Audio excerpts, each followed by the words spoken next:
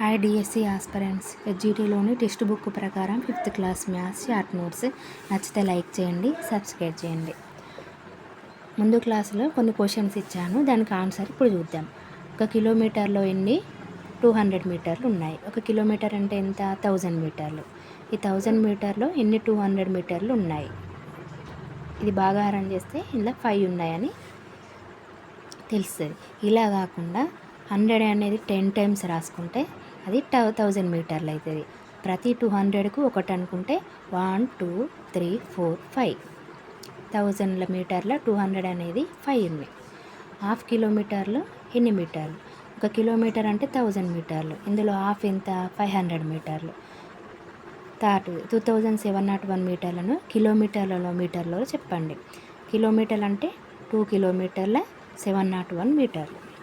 చందన కొన్ని బస్సులు, కార్లు, చక్రాలు ఎక్కించగా మొత్తం 32 ఉన్నాయి. అయినా ఆ బస్సుకు 6 చక్రాలు, కారుకు 4 చక్రాలు ఉంటాయి. అక్కడ ఎన్ని బస్సులు, కార్లు ఉండవచ్చు? ఇలా క్వశ్చన్స్ ఇచ్చినప్పుడు ఆ ఆప్షన్స్ని చూజ్ చేసుకోవాలి. ఫస్ట్ ఆప్షన్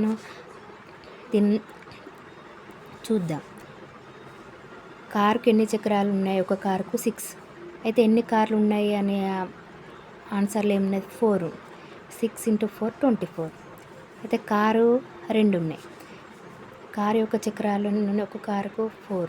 4 × 2 ఒక కారు యొక్క చక్రాలు ఎన్ని కార్లు ఇంటూ చేస్తే 8. 24ను 8ని యాడ్ చేస్తే 32. మొత్తం చక్రాలు ఎన్ని? 32. కాబట్టి ఈ ఆప్షన్ అనేది కరెక్ట్. వీళ్ళ క్వశ్చన్స్ ఇచ్చినప్పుడు ఎగ్జామ్ వల్ల ఆప్షన్స్ చూజ్ చేసుకోవాలి. 6 7 8 ఇలా ఏర్పడిన 3 అంకెల సంఖ్య 3 చేత భాగిస్తుందా లేదా అన్నప్పుడు 3 చేత చేస్తే 226లా భాగిస్తుంది. కాబట్టి 3 చేత భాగిస్తుంది.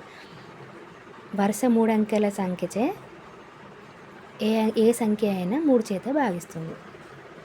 ఒక రోజుకు 8 పేజీల చొప్పున చదివితే 120 పేజీలను చదవడానికి ఎన్ని రోజులు పడుతుంది? ఒక రోజుకు 80 పేజీలు చదివితే 120 పేజీలకు ఎన్ని రోజులు పడుతుంది? క్రాస్ మల్టిప్లికేషన్ చేస్తే 6 × 8 = 120 × 1 అన్నప్పుడు x = 120/8 15 రోజులు పడుతుంది.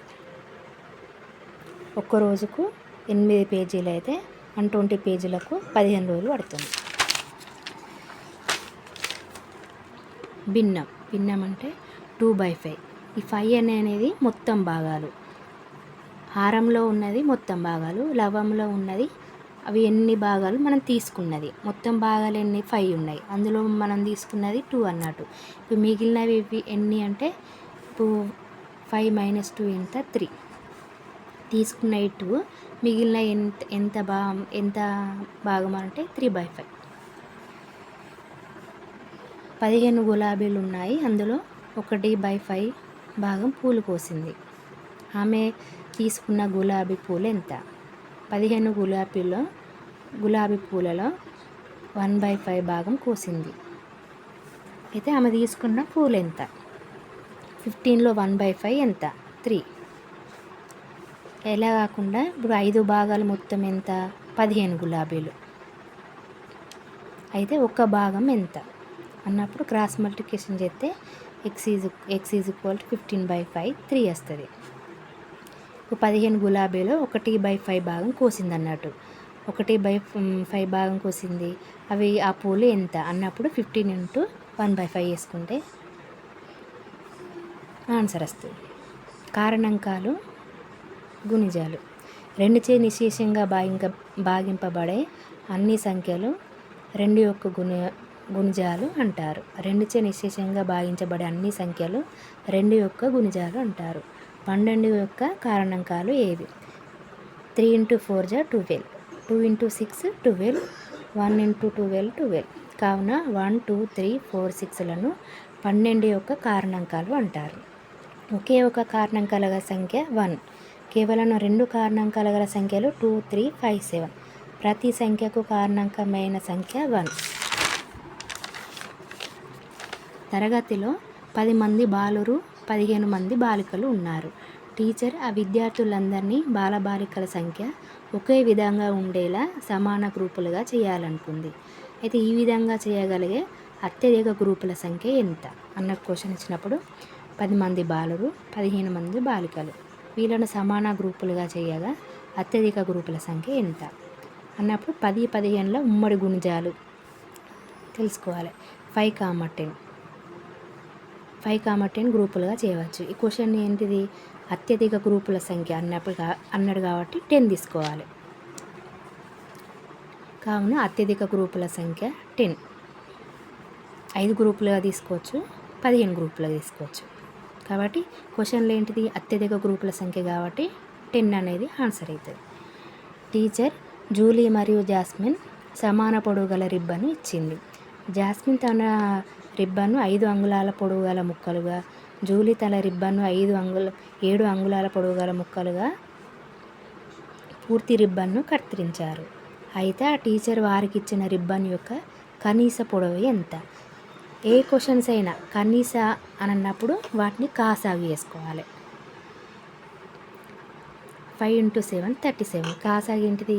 5 × 5 = 5, 5 × 7 = 5. 5 × 7 37. కనీస పొడవు అంటే కాసాగు చేయాలి.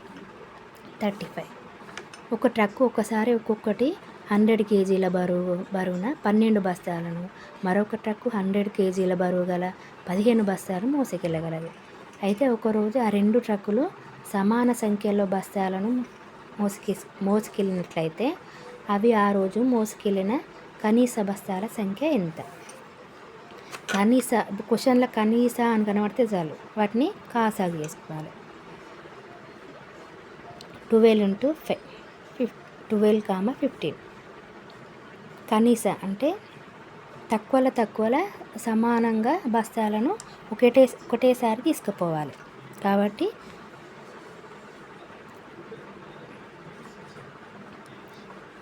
ఈ 12 అనేది కనీసంగా 3ని తీసుకుపోవచ్చు. 12.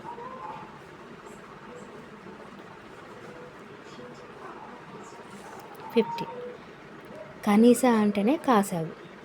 కాబట్టి ప్రతిసారి ఈ 12 బస్తాలను 15 బస్తాలను ప్రతిసారి కనీస అంటే తక్కువ ఎన్ని?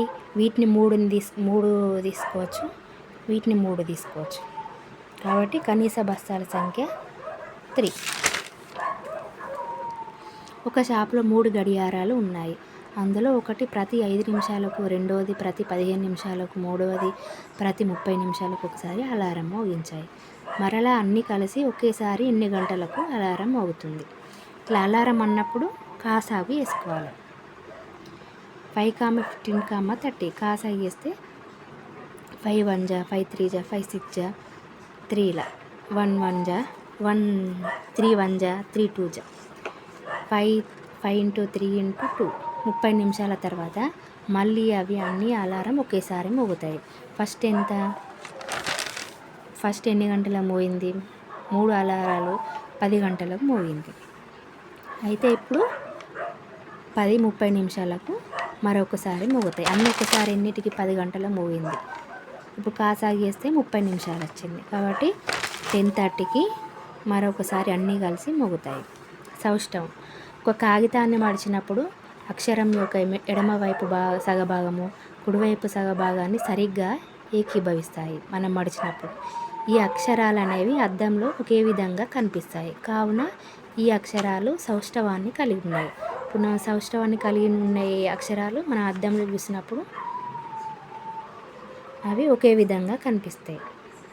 అంటే కుడి ఎడమ కుడి కాకుండా అవి ఎట్లా ఉన్నాయి అక్షరాలు అట్లనే కనబడతాయి. అవి సౌష్టవం కలిగి ఉన్నాయి అని అర్థం. Thanks everyone. నచ్చితే లైక్ చేయండి, సబ్స్క్రైబ్ చేయండి. నెక్స్ట్ వీడియోలో 6th క్లాస్ చూద్దాం.